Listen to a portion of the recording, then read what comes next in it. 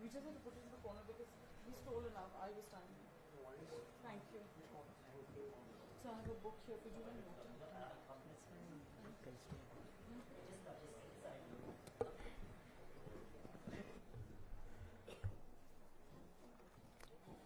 Esteemed Guru Saranji in the audience, Dr. Soumya Swaminathan, Ms. Nitya Rao, distinguished panelists and friends. The one person whom I'm missing today very much in the audience or on the stage is Dr. Swaminathan's wife, Meena Swaminathan, without whom Swaminathan would not have been Swaminathan.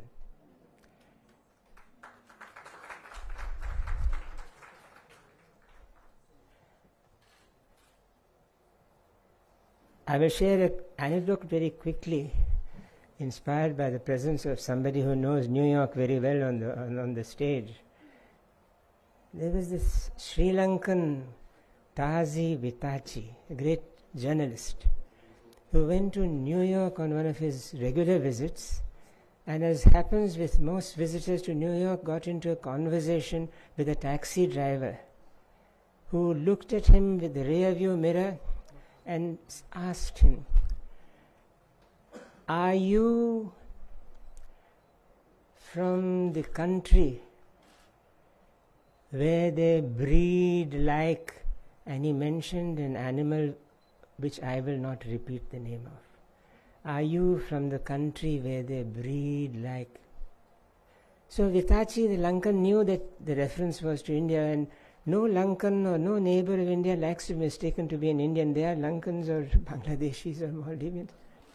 But somehow that moment, the Asian in him made him an Indian, and he replied for India by saying, "I am not from the country where they breed like dash dash. I am from the country where they don't die like flies anymore." He was referring to the fact that the burgeoning population of India has less to do with the birth rate than with the plummeting of the death rate. And the reason why the death rate has plummeted in India in the way it has is for two mass programs. One, the immunization program, which was started under the auspices of the first Health Minister of India, Rajkumari Amrit Kaur, Princess of Kapurthala. And the second, the Green Revolution, started by Professor Swaminathan. With the complete cooperation and inspiration of the Agriculture Minister of the time, who must be mentioned today, C. Subramanian. I will just say this and no more about Swaminathan's work with the Green Revolution than this. If there are three words known by all the farmers of India, two of which are in English, the three words are Swaminathan Farmer Commission. That is what Swaminathan has done. Half this audience, or more than half this audience, which includes me, has not had to work on a farm. But those here who have, and I see a good number of them, will understand what I mean.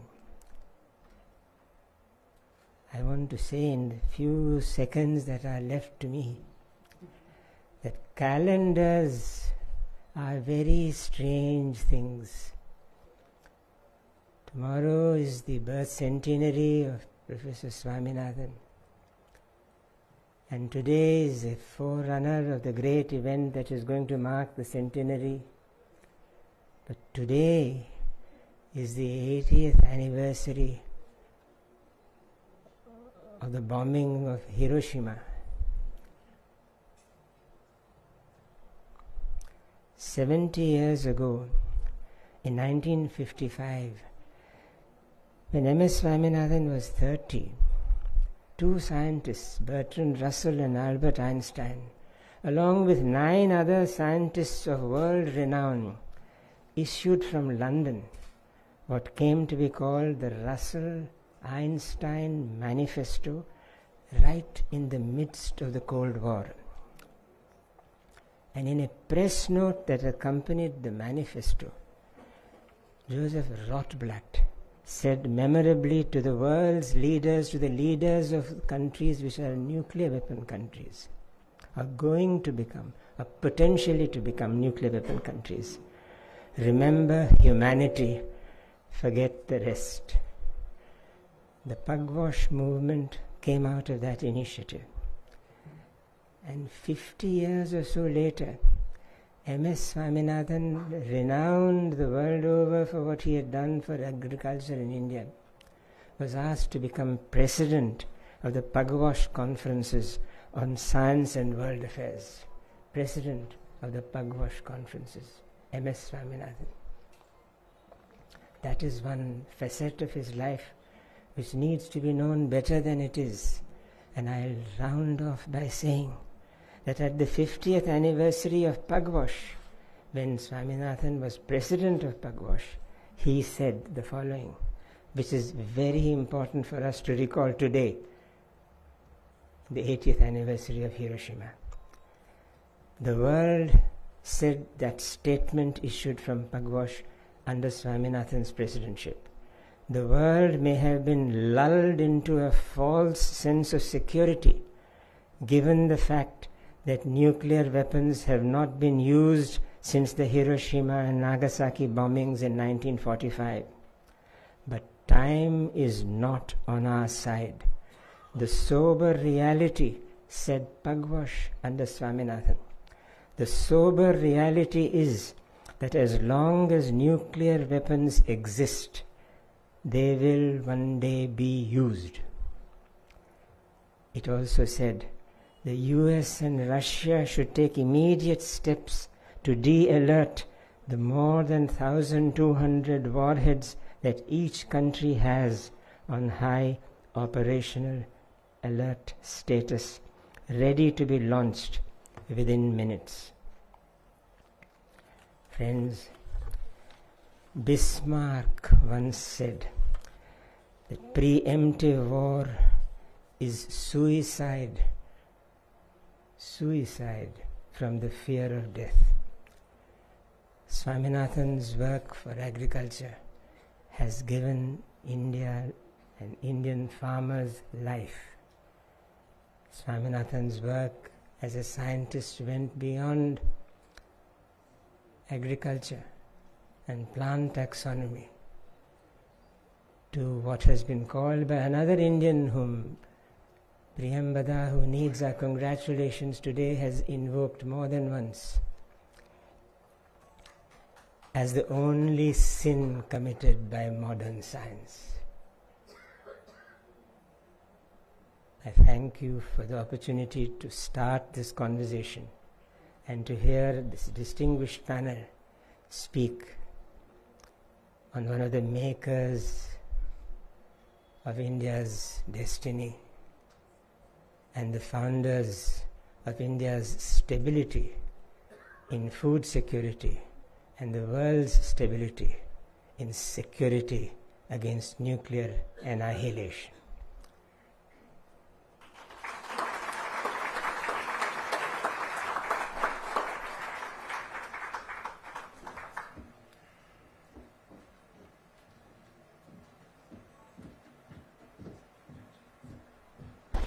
Gopalji, thank you. And we are going to miss you, but you have a program to catch. So I shall now turn to Ambassador Sarna. The floor is all yours, sir. And I can finally sit and breathe.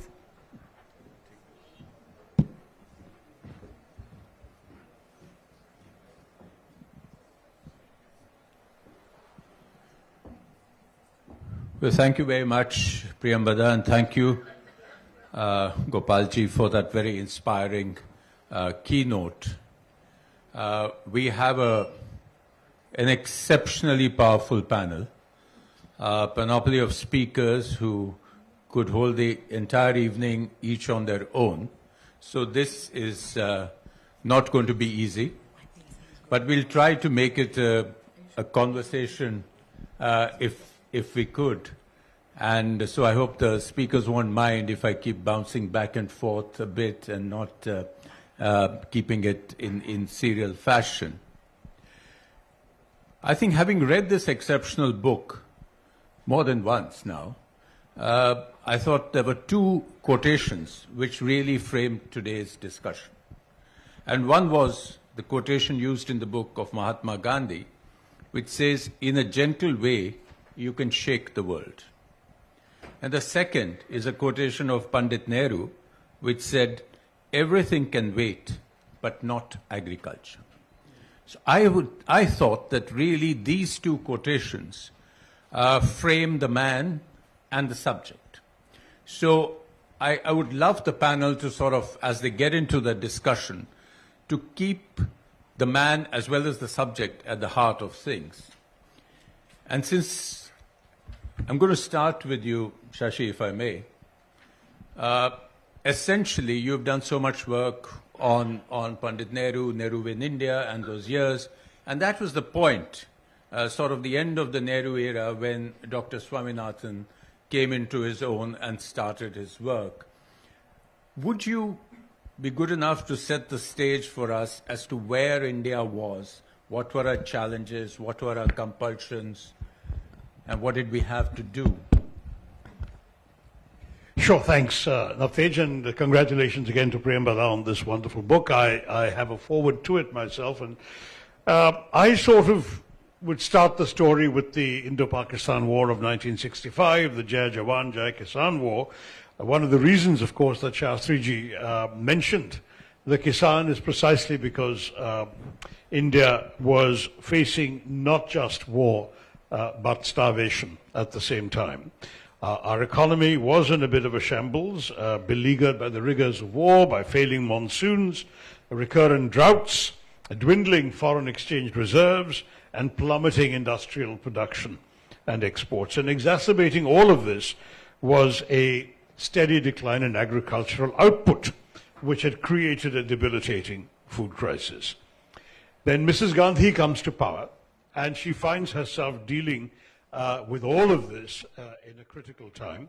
The economy obviously had to be resuscitated. Our millions had to be fed.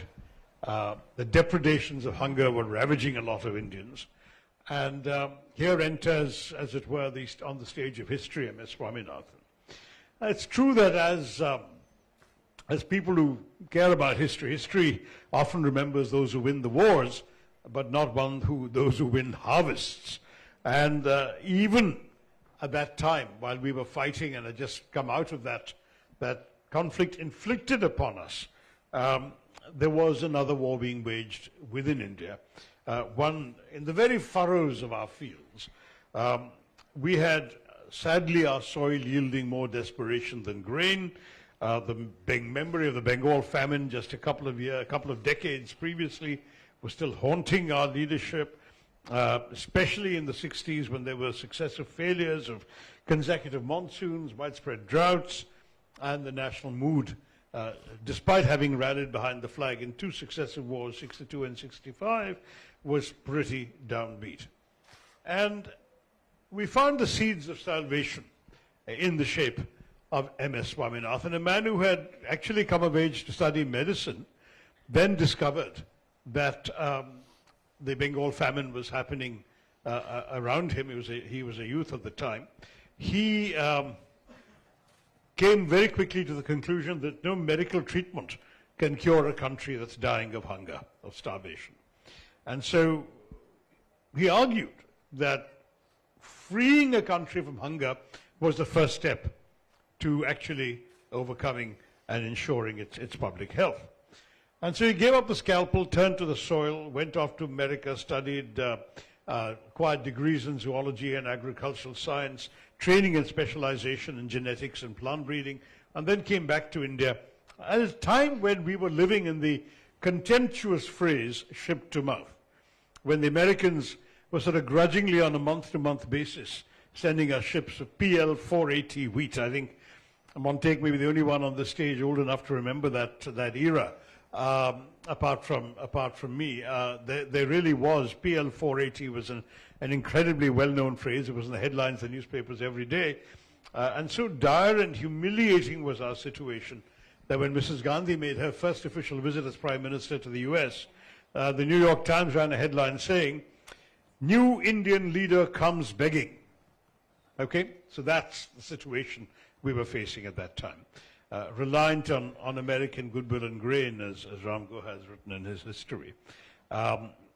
In 65 and 66, the years we're talking about, India imported 15 million tons of American wheat.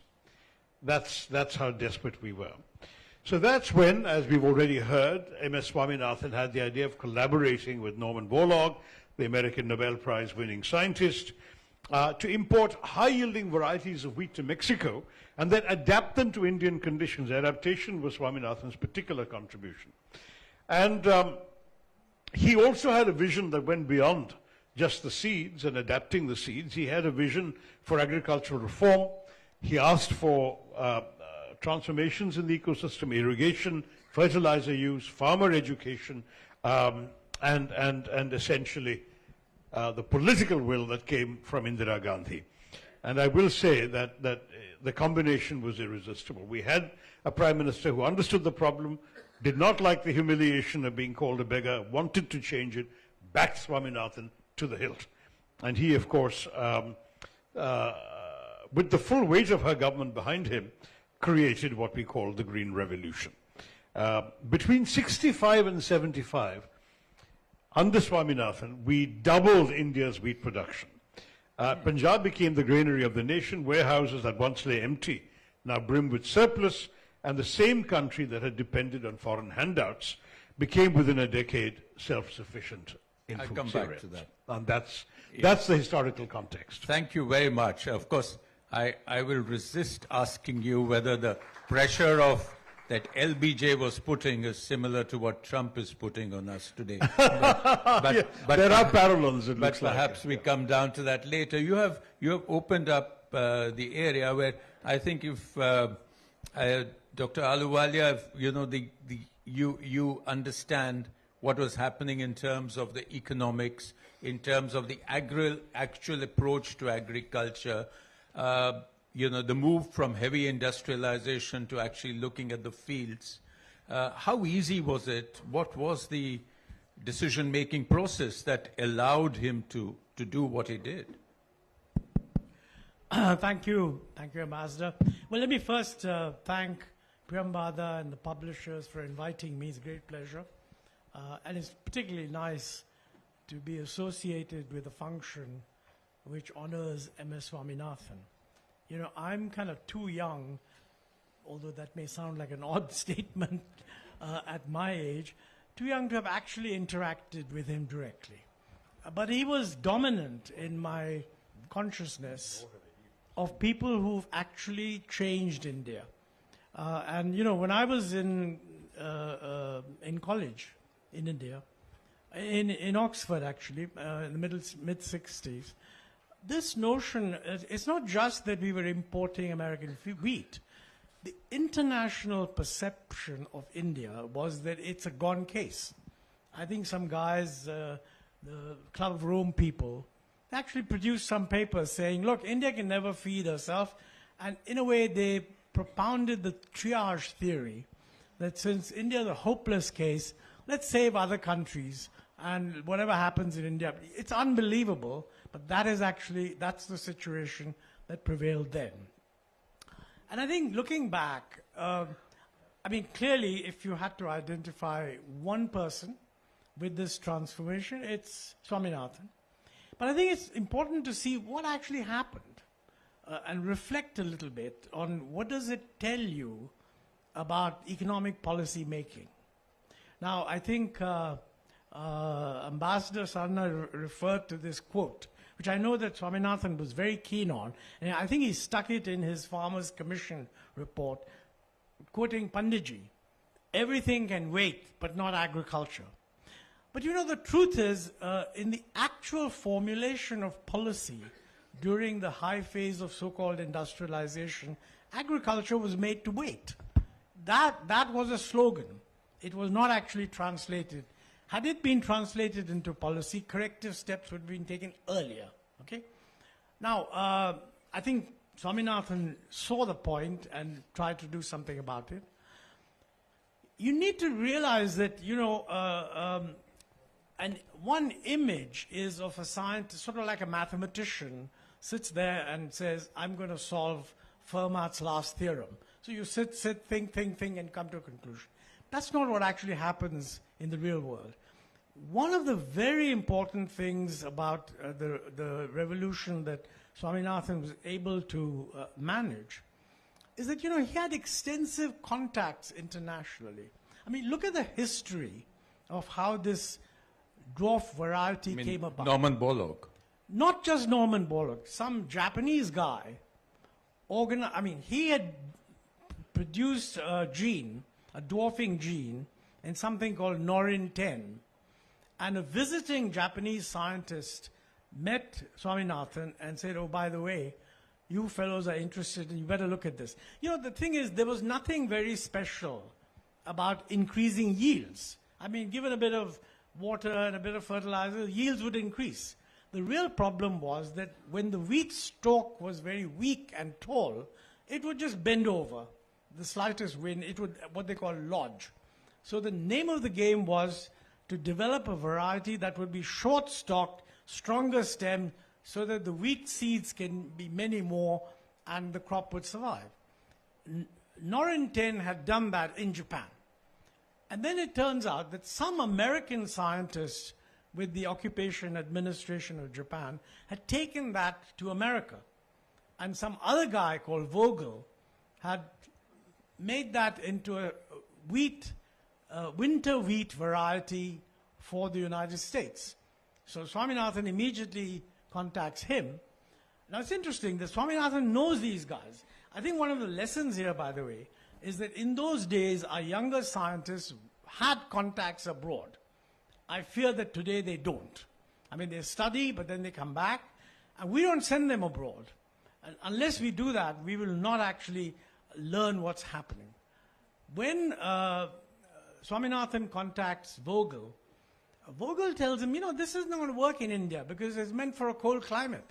But on the other hand, Borlaug has taken the same thing and has developed a new wheat variety in Mexico, and that might be better for you. Now it's interesting that Swaminathan has met Borlaug at some lecture in Madison University or something, which is brought out very nicely in the book. So he contacts Borlaug and says, hey, how about sending me some of your seeds? So Borlaug apparently sends across some seeds. And then the book brings this out very nicely. It doesn't actually emphasize it, so I'm emphasizing it now. Borlaug was engaged in doing this sort of thing with landowners in Pakistan anyway. Those were larger guys. Pakistan didn't have a food deficiency problem. Oh, they were using it, but it wasn't really a big thing. When Borlaug is invited here, Swaminathan has a problem because he tells the director of the Pusa Institute that, look, this is going to be the solution. So why don't we invite Borlaug? It takes 2 years before they can invite Borlaug because the bureaucracy was such. Sanction. Sanction. Whatever sanction. I think Swaminathan has some very nice remarks about the sort of obstreperous and obstructive nature of the Indian bureaucracy. To my mind, that is a theme that you will hear from everybody who's in business, and that's been true for the last 30 years. It's not a current phenomenon. I think the nature of the Indian bureaucracy is really, comes out very bad. And by the way, the other person who deserves credit for the white revolution, Verghese Kurian, he had exactly the same view. I mean, I knew him better because he was younger, and I used to meet him, and he told me that nothing can be done because of your bureaucracy. So that's something which people, when they read the book, look at the signs of that. That's very crucial. But do I have a couple of minutes more? Please, no. please. Because, I can go on and on, but I don't want to bore you. Yeah. Second, and this is very crucial also, in government, I think one of the key things was when C. Subramaniam was made agriculture minister by Shastri. This is before Mrs. Gandhi. I mean, Shastri also, like Nehru, believed in science and believed that, there was a food problem. So he brings in C. Subramaniam. Now, C. Subramaniam is at that time Minister Steel, which generally was regarded as a sexier thing than being Minister Agriculture. But Shastri said, no, you better do something in agriculture. Now, Subramaniam is also a guy who is aware of the importance of science. So what does he do? He doesn't just call his secretary and tell him, give me a note on science. He calls 20 scientists. Now, this is a recognition that scientists have different views. So if you want to hear what's going on, please don't adopt a layering system where something comes, then something else happens, then you get a little 2-page note saying the bureaucracy has decided this is what you want to do. The fact is, and this is particularly important for us now, because we are moving into a very much more uncertain world where the challenges are much greater and much more multidimensional. And the fact is that scientists, if you get a bunch of scientists together, they'll have different views. The book brings out very nicely that, the Planning Commission was totally opposed to it. Because they said, what is this new variety? What's wrong with our own variety? We're doing quite well, thank you very much. And none other than V.K.R.V. Rao, a much revered economist, and later on I think also a member of parliament, he was completely opposed to this. Mind you, he had the good sense later on to apologize and admit that he was wrong. So I think when the political side had to look at this, it wasn't the case that, everybody was agreed and you just had to approve it. I mean, Mr. Shastri wasn't there for that long. Then Mrs. Gandhi came in. When the big approval for the import of, I think, 18,000 tons of seed had to be made, all these things would have been put before her. And the Planning Commission saying, no, this is a bad idea. The left saying, what is this American technology? We don't need American technology. In the end, and this is where the politics came in, she recognized that getting independence, strategic independence by not being dependent on food was crucial. And so she overruled all these people and said, went and gave him the go-ahead. Now, I was always wondering between M.S. Swaminathan and C. Subramaniam, and of course there was B. Shivaraman. That's another part of the story. Subramaniam didn't just take the existing secretary, whoever he was.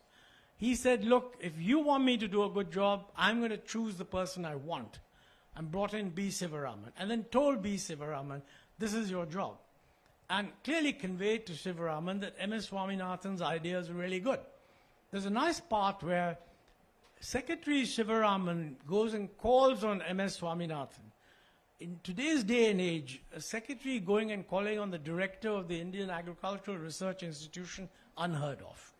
So, these are really, really good parts of the story. Yeah. And I think what Sivaraman did was, since he was given a clear direction, he knew how to get the bureaucracy to get it done.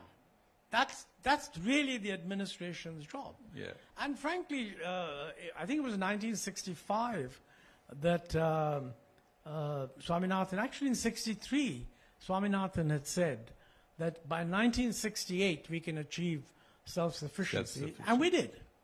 So it was all these things put together. So, I asked ChatGPT, I said, how would you allocate credit between M.S. Swaminathan, C. Subramaniam, and B. Shivaraman? And in about 2.5 seconds, he came back saying 45% M.S. Swaminathan. Wow. 40% C. Subramaniam, 15% B. Sivaraman, because that was just implementing. Right. And the important thing about why Subramaniam 40, at the political level, he's the one who actually managed to deal with all these things. So you need a combination of doers at the scientific level, doers at the political level, and frankly, as we approach climate change and God knows what threats, we need several Swaminathans, but more importantly, we need an environment in which these options are thrown up and seriously considered. Thank you so much. That's a brilliant exposition. Thank you. Thank you so much. Before I turn to Ms. Kani Mori, who's allowed me to call her Kani, with her permission, before I turn to her, I want to tell Dr. Ahluwalia that ChatGPT missed out one important factor, which shows, as somebody who's worked in the government, it shows how important father-in-laws in government are. Dr. Swaminathan's father-in-law was Mr. Bhuthalingam, who was the finance secretary. And it played a crucial role in getting permission for import of 18,000 tons of dwarf Swedes at a cost of 5 crores. It always helps. By the way, I don't think the finance secretary mattered if C. Subramaniam was on board. All right. So let's be clear. It always helps. I couldn't resist what ChatGPT missed is the role of the farmers. Yes. So I think they should have said the role of the farmers. And Right. you know, Subramaniam was very, very clear about that. Right. That if you can't get the farmers on board, it's not going to work. Yeah. And that's why in this village of Jaunty, Right. he started the seeds with small farmers. Small farmers. Because he knew that the left would say, oh, well, this is just, you know. And these are American seeds, and we are American we are seeds, but selling rich Indian our farmers. soul to the Americans Yeah, and exactly. all that. Right. May I just turn this completely around, Kani? And this comes from your very strong position for women's empowerment, which you have stated in so many places. I have a little quotation here from the week where you gave an interview which says, women need to fight a double battle to succeed in politics. That is difficult for anyone, but for women it becomes doubly so. We have to be prepared for that because things are not going to change overnight. What women need first and foremost is to believe in themselves. Because of generations, we have been brought up to believe that we are not equal or as good as men. Because of this, every time a woman gets a recognition, she immediately asks herself whether she deserves it. And why I raise this is that Dr. Swaminathan was a very strong believer in women's empowerment. And if this is the state of women in politics, women in farming must have been much, much more drastic. You have worked with him in Parliament, particularly on the fact that he tried to bring in a women's farmers' private bill, which he never got a chance to introduce. So would you talk about that part of his personality? Sure, and actually I'd like to congratulate the author of the book, Priyambada. It was a little confusing for me because, Priyambada Jayakumar, and we are only used to Priyambada. And I don't know, I attributed it to the Bengali mother because otherwise from Tamil Nadu it would have been Priyambada. And yes, I had the opportunity and the great pleasure of being associated with Dr. Swaminathan. Of course, before I became a member of Parliament and he became a member of Parliament, I was invited to Poombuhar where he started an initiative for the fishery of, fisher, not, I can't say fisher people of that area. And it was actually to also, develop the fishing products and also to preserve the environment and to ensure that it is economically viable and also environmentally sustainable. That was what they were, wanting to do because we cannot deplete everything, mindlessly. And I think Dr. Swaminathan always, had this in mind when he launched anything, that we cannot make it into greed. It always had to be a green revolution, not a revolution of greed, and that always stayed in his mind. So even when it came to marine products, he was very careful that whatever was done has to be sustainable. And also the emphasis was on women. The initiative was to support them, protect them, and ensure that it becomes economically viable for them to continue the project. And when you talk about women farmers, when we talk about farmers in this country, nobody even, no woman comes to our mind. We only think about the farmer who plows the field. But 80% of yes, farmers are women. Women, yes. But only we have images of this man, with the 2 bullocks, plowing the field, and it starts there and stops there. It is the woman who sow, who do the weeding, who actually do the rest of the work till bringing it and, reaching it to the husking it and bringing it finally. It is the women who are engaged in most of the work, I think 90% of the work, and it's primarily the women who are the farmers and who do most of the work. But we don't consider them at all, and I think it is just not in farming and every other field. That is how it is. The women's work is lost or it is always unseen. And I think one of the very few people or the rare people who even recognized this and understood that women farmers have to be taken into account and their issues and their problems have to be addressed was Dr. Swaminathan. And I'd like to say that even if there is a political will, I think finally, because he was one of the most respected parliamentarians, scientists, and celebrated people in this country. When he brought a bill, we still could not, bring it in parliament, and we could not discuss it. Many of us were waiting for this bill to be passed and discussed in parliament, which never happened, and unfortunately. But I think those issues are still very important. Till today, we have not addressed these issues. We have not taken up these issues. We have not even considered the problems women farmers face in this country. And we have not looked at solutions. And he was a person who thought ahead. He just did not think about, when he spoke about Green Revolution, he understood that we have to be, we should ensure that it is sustainable, and it is also environmentally, it should not become a hazard. The evergreen revolution. Yeah, exactly. That is what he was talking about, because farming one crop in the long run can turn the soil to become unfertile. So he insisted on various crops to be grown, and also using fertilizers, because our farmers have in many cases I've seen that we started believing that using more fertilizers, because it's a short-term gain. So he was against that. He insisted, time again and again, he insisted that we cannot, have short-term vision.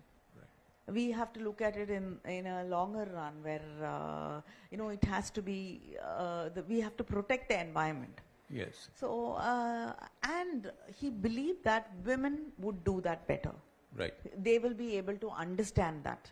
He always believed that, women believed in protecting the environment, in thinking about problems in the long run. So I think if we are, at least today, if we are able to discuss the bill which he brought and address his concerns, I think, farming, the face of farming in this country will change.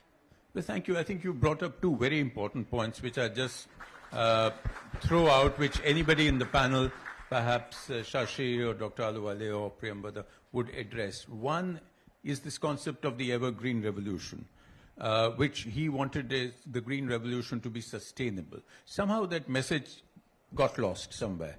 And even today, when you look at the state of Punjab agriculture, a lot of what is going wrong is attributed to the Green Revolution. The depletion of the water table, the degradation of the soil, it's attributed to too much use of high-yielding varieties and chemical fertilizers and so on and so forth, which is perhaps a bit unfair. So that's one question. Because we've started using if you need 100 kilos of fertilizers, people have started using 200 because they think, so do we blame the Green Revolution for that? Definitely. I think we have to blame ourselves for not educating the farmers. No, I agree with what she's just said. I mean, I think, let's be clear, what was the Green Revolution? The Green Revolution was the application of scientific knowledge as it stood then to get the best outcome. Swaminathan himself emphasized that, we need an evergreen revolution. We don't want a revolution that actually works contrary to ecological principles. So what has gone wrong? It's not the Green Revolution. It is simply that, number one, we subsidize fertilizer to a completely ridiculous extent. I mean, if you calculate what was the price of fertilizer at the time when the Green Revolution flourished as a ratio of the price of 1 kg of wheat, and if you had the same price today, you would not have this wasteful use of fertilizer. That is an entirely political decision. If you ask me, it's driven not by farmers even, it's driven by the fertilizer industry. In my view, this is an interesting thing to think about. If you take the entire fertilizer subsidy and give it to the agriculture ministry as an input subsidy to be distributed for farmers, to be distributed to different states on some basis, and let the states design the input subsidy whatever they like, and free the price of fertilizers to be economic. The fertilizer industry would hate it, but you would have a change. And I think we're not doing that. The other thing, of course, is, water has become scarce. I mean, let's be clear. The per capita availability of water has reduced sharply. Now, when Swaminathan was bringing these seeds in, water availability was much better, especially where he was doing it, in Punjab and so on.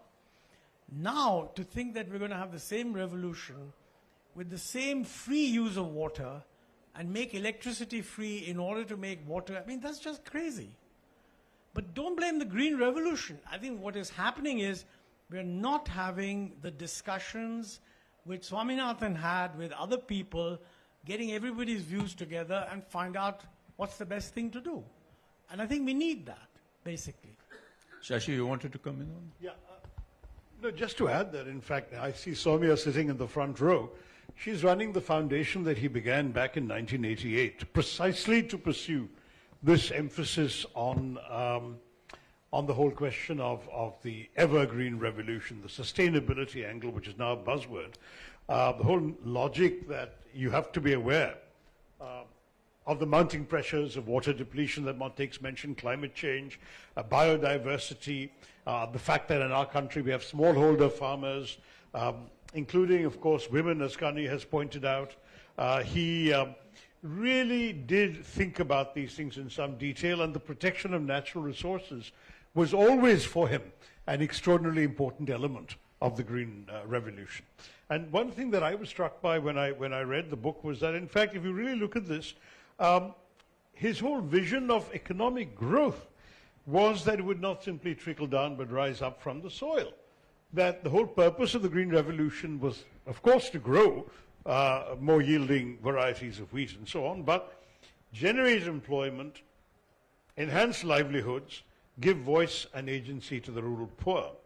And he argued that science divorced from social purpose was almost immoral. I mean, he really wanted to see a focus on the sustainability of what he brought about. So I would agree with Montague that he would probably not have been thrilled about the fact that people are throwing so much of fertilizer on. I had a brief stint chairing the committee in Parliament on chemicals and fertilizers.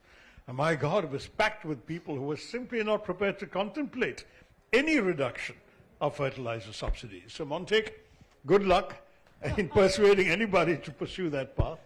Politically, it won't be viable. We have several other aspects to discuss. I don't know how much time we have, but I do want to bring in the author, the hard-working Prem Vada, who's put together not just this event, but this amazing audience, which is the most unusual IIC audience, because this is the real stakeholders out there, young students, the farmers, and all that. So do you want to tell us what are the aspects of Dr. Swaminathan's personality that we've missed this evening? I think I thank my panel. Can you hear? I think I want to thank my panel for coming on and bringing up many facets. But I think, if you reduce Professor Swaminathan to just an agricultural scientist, I think you reduce his legacy by more than half. I think he was so much very more. I mean, Kanimodi ji brought out his feminist crusades with, the silver-tongued oratory only she's capable of. And Sashi ji spoke about his other aspects. But I think what this book looks on is not just his agricultural story. It is true that he was the father of the Green Revolution of India, but I do feel he was also the father of many orphan problems of the world, and he provided solutions. He was a diplomat. I mean, Ambassador Sarna, I think you've read the book. I think he was not a trained diplomat, but he was able to solve diplomatic issues with rare aplomb, more than, even a seasoned diplomat. And if you want to come in here. Oh, he did huge amounts of work, yes, including in China. In China. I mean, he is revered in China. He's revered in Russia. I think we have a gentleman from the Russian embassy as well who wrote me a very moving piece saying that he was, part of our history as well. And not just that, even Cambodia, Brazil, Peru, Argentina. I think, whenever there was a problem in the world, they just decided to deploy him and said, there's a problem, can you solve it?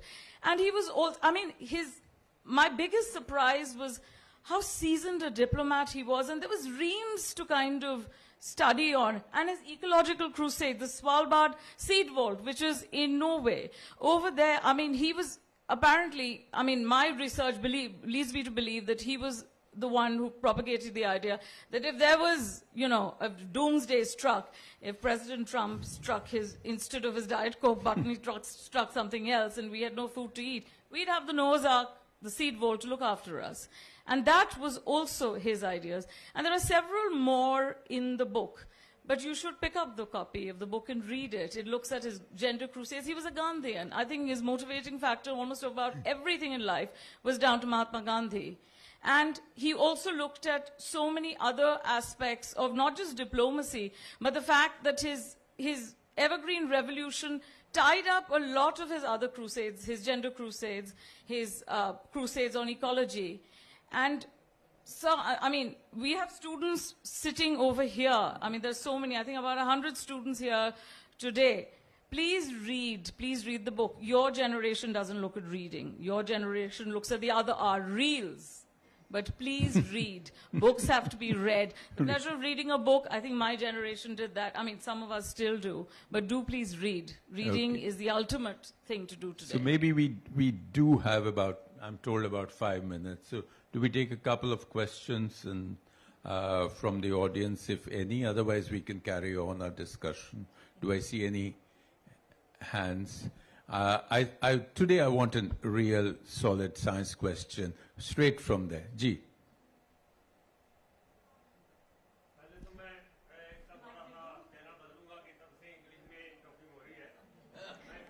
नहीं, हिंदी में बात करेंगे, बिल्कुल करेंगे.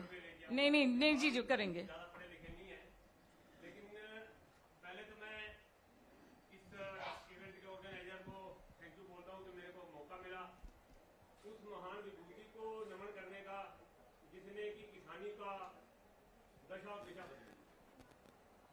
मैं समझता हूं कि अगर स्वामीनाथन जी ना होते तो आज हमारे देश की वो दशा होती. एक बहुत बड़ी स्टोरी छपी थी कभी द वल्चर एंड कार्ट के भी. जिन्होंने वो देखा है वो समझ सकते हैं कि भुखमरी क्या चीज होती है. दूसरा मैं समझता हूं कि उनकी मदद, जैसे कि अभी मेरे को आज ही पता चला कि उनकी मदद बंगाल से थी, तो बंगाल की भुखमरी सभी लोग जानते हैं. तो हमारे देश की वो दशा होती है. करते थे तो जो मैक्सिमम गेहूं आती थी लाइक लरमा रोजो बीपी 18 12 21 इस तरह की जो वैरायटी आती थी वो खाने लायक नहीं होती थी। लेकिन उस समय हमारी दशा भी ये थी कि शिप टू माउथ जैसे जो कहानी होती थी, हमारी दशा भी ये थी जो हमें मिल गया उसी को यूज करना था। और कहते हैं कि बैकर कैन नॉट यूजर, तो जो मिल गया उसी से हमें एक्सेप्ट करना था। तो मेरी खुशकिस्मती है कि मैं स्वामीनाथन जी के साथ 3-4 बार मिला हूँ। एक बार जैसे आप पैनल पे बैठे, एक बार पैनल पे बैठने का मौका मिला उनके साथ, मैं सौभाग्यशाली समझता हूँ अपने आपको। और छोटी नस्लें तो हमारे ऊपर भी ये रस करेंगी कि आपने स्वामीनाथन जी को देखा। मैंने देखा है डॉक्टर बोर्लो को भी 87 में हिसार यूनिवर्सिटी में मेरे लाइफ का सबसे पहले प्राइज जो है डॉक्टर बोर्लो के हाथों मिला था। और उसी समय हमने ये भी सुना था कि डॉक्टर बोर्लो ने बोला था कि इंडिया में उपकारी दूर करने के लिए मेरा एक सिपाही बैठा है। तो कुछ सवाल पूछ लो। मैं 2 मिनट मौका दे रहा बोलने का, नहीं फिर बंद हो जाएगी लाइट। हाँ।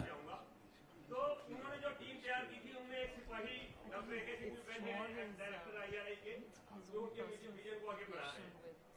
तो सवाल अभी जो डिस्कस कर रहा था कि ग्रीन रेवोल्यूशन के लिए आप स्वामीनाथन जी को जो यूजलेस ये बहुत फर्टिलाइजर डाले जाने क्या ब्लेम कर रहे हैं। जिसने दिल्ली बनाई थी उसने ये नहीं देखा था कि कल को उसके साथ किसी को करंट भी लग सकता है, गाड़ी एक्सीडेंट भी हो सकती है। करेक्ट। उसको हमने अपने हिसाब से चलाना। जो पॉलिसी मेकर बैठे हैं, मैं समझता हूँ कि आलूवालिया साहब बहुत बड़े पॉलिसी मेकर भी रहे हैं, मैं कई बार मिला हूँ इनसे। तो ये पॉलिसी मेकर ने देखना था कि हम उनकी पॉलिसी को कैसे लेके आगे जाना। ठीक। जो मिसयूज हो रहा है उसको देखने के लिए मैं कहता हूँ हर स्टेट के ऊपर एक जैसे विजिलेंस ब्यूरो बनाया है, इस तरह का ब्यूरो बनना चाहिए जो मिसयूज हो रहा है फर्टिलाइजर को कैसे कंट्रोल करें।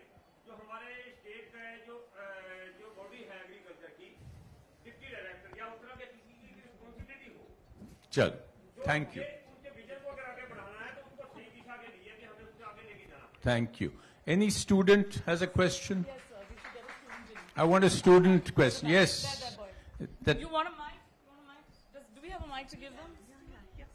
From Vidya here, the Shivnari Foundation has the farmers' children. oh, excellent. So, please give them a mic out the back. Just give it. Students come here. They should come. Come forward. So the Zeus seats, I thought it would be undersold. We got oversold. Yeah, sure. Yeah, I didn't think you'd be undersold. I thought Good that you got these farmer guys. And, they're the ones who Good evening, everyone. My name is Apurva, and I am from Vidyagan School. First of all, I'm so honored to be present here and to be listening to such great talks. I think this is beyond my age. But what stuck with me particularly, being a political science student, is what Mr. Shashi Tharoor said. He said subsidies on fertilizers is not politically viable. Can you please expand on it as to what could be done by the politicians and the policy makers to make it viable and make agriculture more sustainable?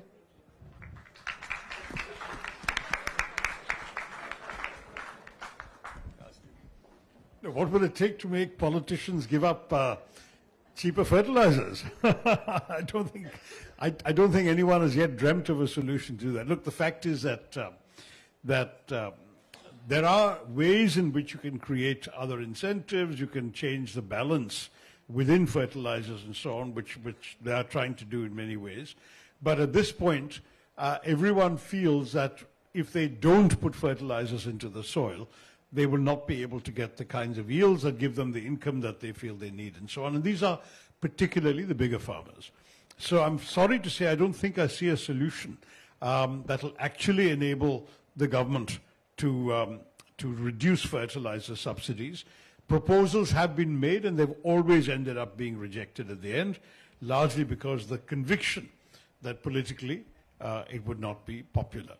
But look, that's one aspect of it. I mean, certainly we have big concerns about soil depletion or water depletion, all sorts of things which will have to be tackled at some point on a war footing. But we've already seen when it comes to air pollution in Delhi, how difficult it is to get our farmers next door to stop burning their stubble. It's just so much cheaper to light a match to the blessed thing than to invest in a happy seeder that will plow it out. So money is a factor. And in agriculture particularly, people do feel their margins aren't all that high that they can afford to do without the money. So I'm sorry, I can't give you an easy answer to that, young lady. But maybe you'll become a politician and enlighten the rest. Yeah, I think another concern for the younger generation, and I want to end with that, is environment. And I think that's the future. And Dr. Swaminathan was a great environmentalist. I would like to bring in Kani once again to round it off, particularly for his work in Tamil Nadu. Not only in Kerala, where he saved the Silent Valley through his recommendations, but in the Gulf of Mannar. There's huge amounts of work is being done by the foundation and was started by him, and other such initiatives out there. So would you give a sign of hope for the environment to the youth?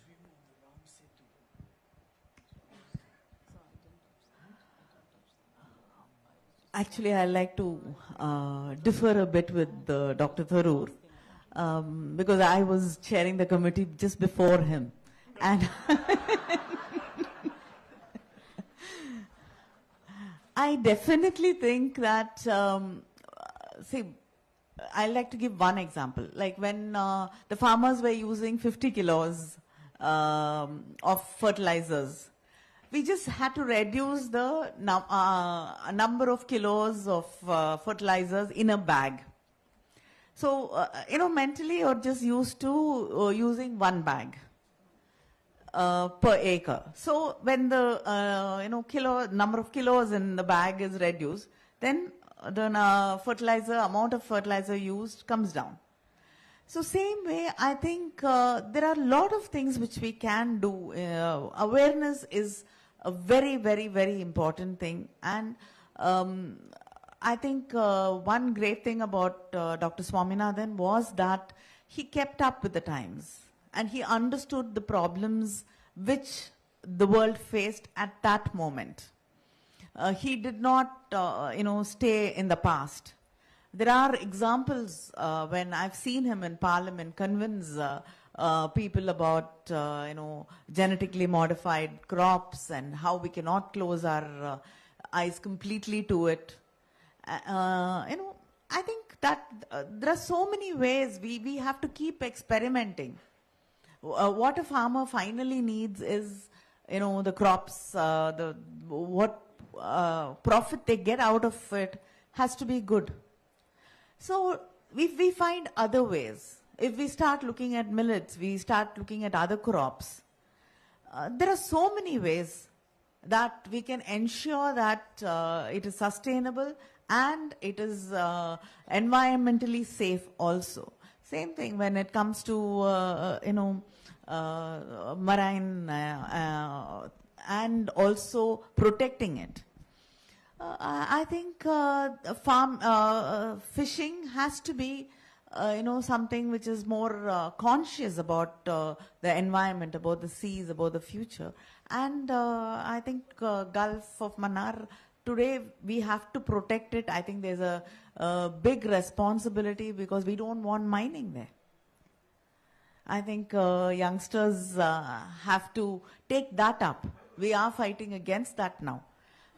So much work has been done by people like Dr. Swaminathan, and I think we have to preserve that, and that is more important today. Thank you very much. I'm told we've run out of time. So, do you want to take a last question with your permission? Yeah. Thank you, sir. I actually wanted to bring one thing to this panel. So I am from a family of a farmer from Eastern UP. And since we are discussing Green Revolution, I want to highlight the situation is such that my father cannot grow a crop without using fertilizers, that too in a very high quantity. And since we discussed that, Professor Swaminathan was very much there in sustainability. So can we uncover that part of sustainability and implement it again so that we can go back to where we started and not in terms of the yield that we grow now, but to that part of in terms of sustainability, so that our crops are more sustainable, they are using less fertilizer. Is there a possibility that we can go back? Well, that's a very, very good question. And since you come from a farming family, I think you have the right to ask that question. You know, one of the most important things about Swaminathan's message was that if it's profitable, the farmers will change. And he was very confident that if you bring in a new technology in an environment where it's profitable for the farmers, then they will adopt it. And they proved him right. Now, things have changed, other constraints have arisen. So whatever change you want to do, you need to persuade the farmers that this can be done profitably. If you look at the book, it tells wonderful stories about Swaminathan and Borlaug traveling all over, talking to farmers, being overwhelmed by their hospitable nature. And they were explaining to them that, look, what we're doing is going to be good for you. And in one demonstration, it was clear that it was, and you didn't have to do any other persuasion. Now, frankly, I personally think that if we want to honor the memory of M.S. Swaminathan, which we should, we need to totally revitalize our agricultural research system. I mean, lots of people have commented that, you know, we were leaders in the developing world at that time compared to other countries. We are not now. And the agricultural research institutions, including the Extension Service, have become very weak. This is, you know, they need to be better funded, they have more autonomy. I'll give you a simple, can I give a simple example? You know, I recently visited IIT Roper, and I was then going to go to Ludhiana, to the Pusa Institute. And in Roper, there was a young engineering group, and they're doing some very interesting modern things that were relevant for farming, not crop cultivation, but animal rearing. One guy had invented some little thing which, if you hang around the neck of the cow, it measures the whatever basic body rhythms of the cow, so that you can know when is the optimum time to do artificial insemination. Now, this is a huge benefit because the farmer concerned could have gone somewhere else, but it'll tell him on his cell phone that in the next 12 hours is the best time for artificial insemination, and he can call his son or whoever it is, in the next 10 hours. I thought it was very interesting, and he told me that actually at that time Prince Charles, now King Charles of England, had heard about it and had asked for some of this stuff to be sent to him, to be used in his farms, if possible. You know, I said to him, I hope you're interacting with the Pusa Institute, with the Ludhiana Institute. And he said, you know, we try, but it's very difficult. So I said, why? He said, you know, we had a seminar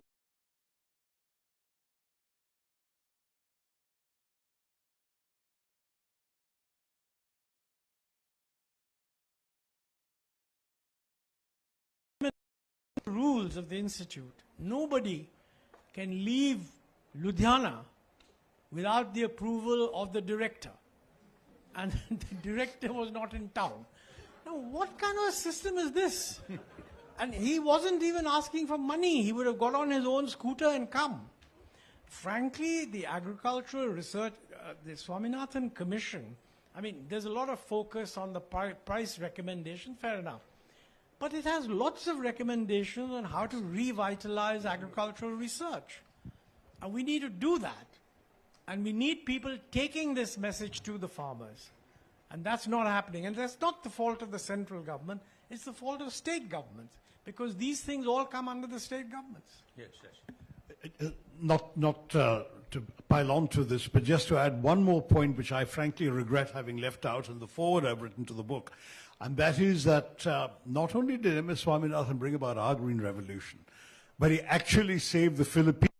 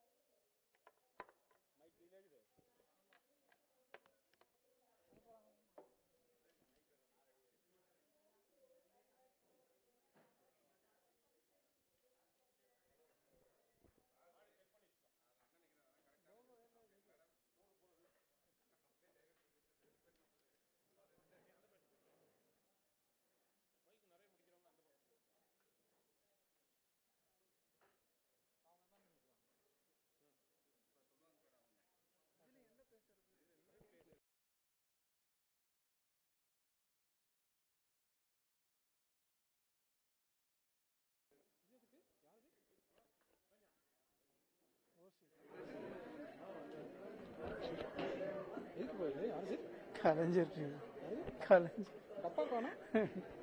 அதுதான் எங்கன்னு கேட்குறேன், எடுத்துக்கலாம்.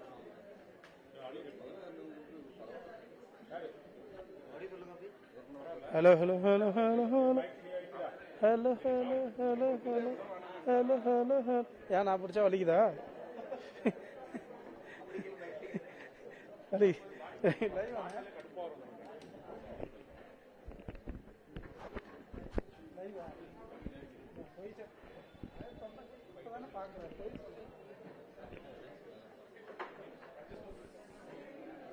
logo.